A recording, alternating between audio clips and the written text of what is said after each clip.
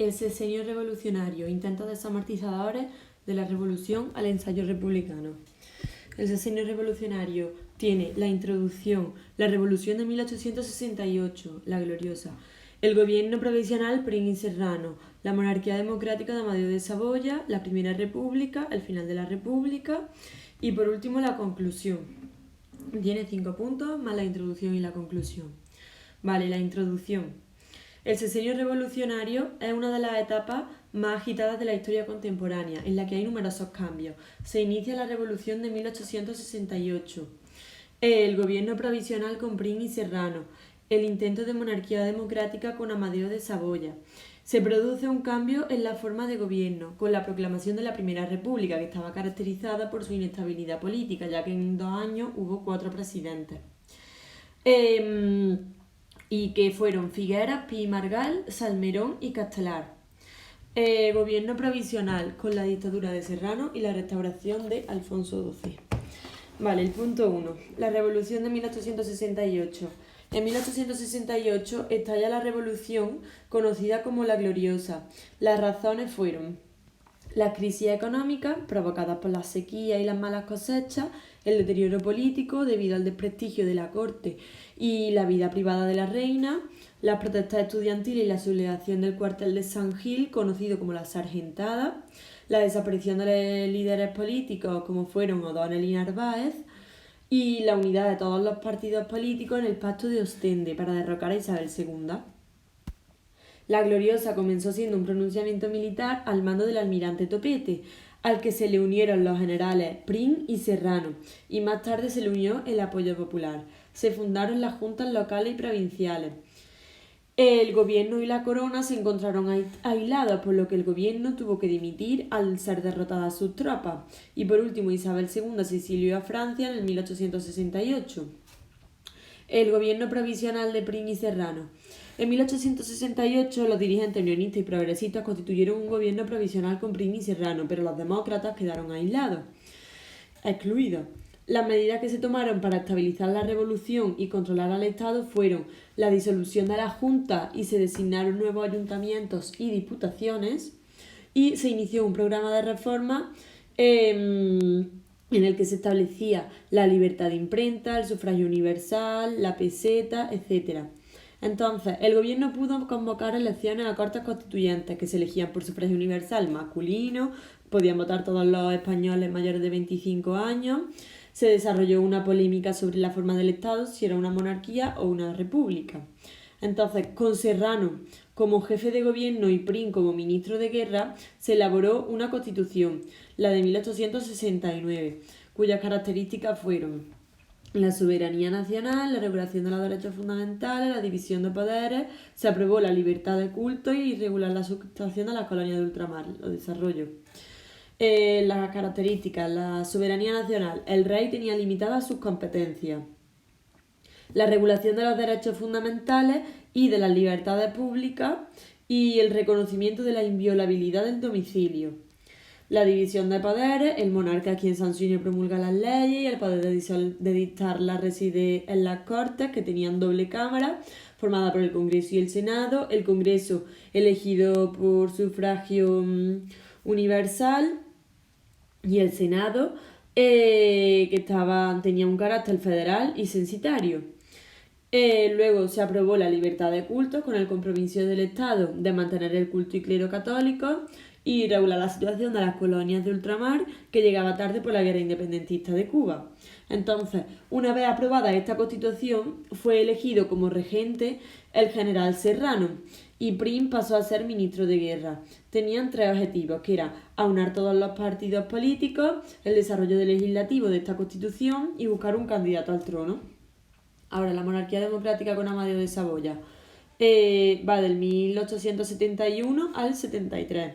Pues el candidato elegido que encontraron fue Amadeo de Saboya, que era hijo de Manuel I de Italia y fue elegido por su carácter liberal y demócrata. Y su reinado fue el primer fracaso político de monarquía democrática en España por una serie de razones. El rey no logró hacerse popular a pesar de su buena voluntad. El asesinato del general Prim, que fue su tutor y era el único capaz de mantener unido al Partido Progresista y a la coalición gobernante. Su primer acto oficial fue presidir el funeral de Prim, y la razón fundamental fue que nadie creía que la Casa de Saboya fuera la solución política del país. Entonces, durante su reinado hubo diversos conflictos militares y políticos. La Tercera Guerra Carlista, las insurrecciones en Cuba y Puerto Rico y los conflictos políticos, ahora los vemos. Vale, los militares, la Tercera Guerra Carlista y las insurrecciones en Cuba y Puerto Rico. La Tercera Guerra Carlista. Se inició una vez destronada Isabel II en el sexenio revolucionario. La llegada de Amadeo provocó un conflicto armado de una parte de los carlistas, mientras que otra parte formó una pequeña fuerza política opuesta a la nueva monarquía, y el conflicto acabaría con la derrota del carlismo. Los generales Martínez Campos y Fernando Primo de Rivera derrotaron a los carlistas en Cataluña, Navarra y País Vasco. Las insurrecciones en Cuba y Puerto Rico, que se inicia el proceso de emancipación, y luego los conflictos políticos, como era el enfrentamiento entre partidos que dejó al monarca sin el apoyo necesario para hacer frente a los problemas del país. Todo esto provocó la abdicación del rey Amadeo, que renunció al trono y regresó a Italia, y en ese mismo día proclaman la República como forma de gobierno. Entonces, la Primera República va del 73 al 74. Nació con pocas probabilidades de éxito, ya que ninguna potencia, excepto Estados Unidos y Suiza, reconoció la República Española, ya que la veían como un régimen revolucionario que ponía en peligro la estabilidad de una Europa burguesa y conservadora. El primer presidente fue Figueras, que era moderado. El segundo presidente fue Pi Margall, que era federal. El tercer presidente fue Salmerón, que era republicano. Y el cuarto presidente fue Castelar. O sea que fueron Figueras, Pi Margall, Salmerón y Castelar. El primer presidente, Figueras, moderado, tuvo importantes problemas debido a la división interna entre republicanos, la quiebra financiera del Estado y la mala situación del sector agrario. El segundo presidente, el federal Pi Margall, se empezó a redactar una nueva constitución, siguiendo la idea federalista, ya que él era federal, pero nunca se llegó a promulgar. Fue la Constitución non nata del 73. Se establecía una república confederal compuesta por 17 estados y varios territorios, cada uno de los cuales podía tener su propia constitución. Se confirmaba la división de poderes y la separación de la Iglesia y el Estado, dejando de subvencionar económicamente a la Iglesia católica. Los conflictos y la división interna entre republicanos provocan la caída del gobierno de Pi Margall, y a partir de este momento se desarrollan tres conflictos. El nuevo presidente carlista, Carlos VII, aceleró la sublevación debido a la inestabilidad en todas las zonas con predominio carlista, y se inició entonces la Tercera Guerra Carlista. En Cuba, tras el grito de Yara, Manuel Céspedes organizó una guerrilla con el apoyo de los esclavos, con el objetivo de conseguir la independencia. Fue la llamada Guerra Larga, que terminó con la Paz de Zanjón. Luego la insurrección cantonal, quiere decir que la Diputación de Barcelona se hizo proclamar República de Cataluña, Málaga se hizo República Independiente de Madrid, y posteriormente siguieron su ejemplo Jaén, Sevilla, Cádiz, Granada, Valencia y Cartagena. La proclamación de Cartagena como república llevó a un conflicto muy sangriento. Entonces Pi Margall dimitió al no querer usar la violencia. Y luego tenemos al tercer presidente, que fue Salmerón, que era republicano unitario y tenía el objetivo de establecer el orden y poner fin al cantonalismo.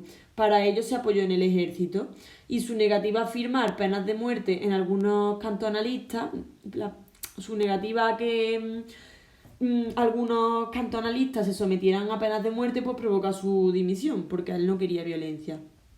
Entonces, el cuarto presidente fue Castelar, representó un giro conservador en la República, gobierna por decreto, suspende las Cortes y las garantías constitucionales y reforma el ejército. Sofoca el cantonalismo con el ejército y con la pena de muerte, suprimiendo el principio federal para acentuar el centralismo, y entonces reprimió el carlismo.